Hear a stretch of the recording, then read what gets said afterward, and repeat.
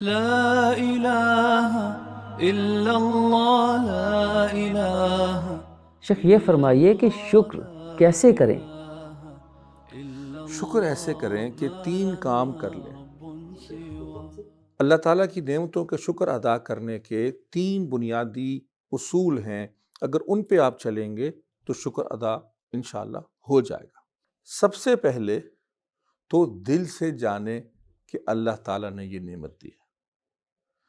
یہ اتنی ضروری بات ہے کہ حدیث میں آتا ہے کہ اگر کوئی شخص اللہ کا شکر زبان سے نہ بھی ادا کرے لیکن دل کے اندر اس بات کو پوری طرح سمجھ جائے کہ اللہ کی دین ہے تو یہ بھی شکر کے لیے کافی ہے۔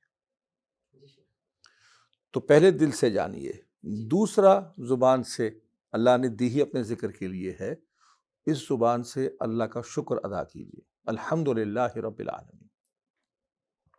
اور یہ بھی پڑھنے کی چیز نہیں ہے، ماننے کی چیز ہے۔ شیخ کیسے مانا جائے؟ یعنی کہ جو پہلی کیفیت ہوگی دل میں تو پھر دوسری زبان سے بات نکلے گی، وہ دل سے نکلے گی۔ محض رسمی طور پہ جی شکر الحمدللہ، دل سے کہیے۔ اور تیسری چیز، اللہ تعالیٰ نے جو نعمت دی ہے اس کا استعمال بھی ویسے ہی کیجیے جیسے کہ اس نعمت کا حق ہے، جیسے کہ اللہ تعالیٰ نے اور اس کے رسول صلی اللہ علیہ وسلم نے سکھایا ہے۔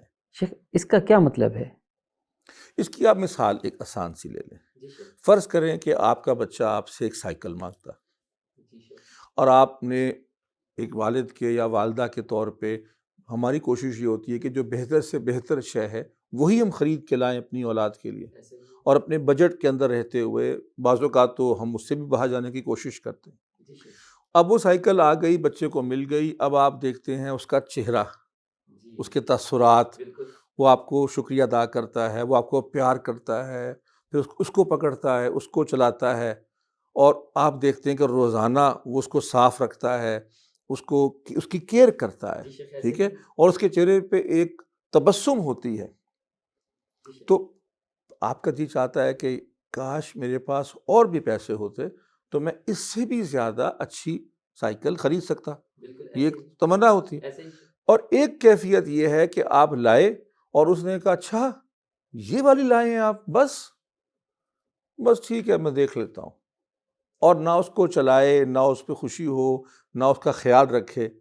آپ بتائیے کہ ایسے بچے کو آپ کیا دیں گے دوبارہ لے کے؟ دوبارہ کچھ نہیں دیں گے، بالکل نہیں دیں گے۔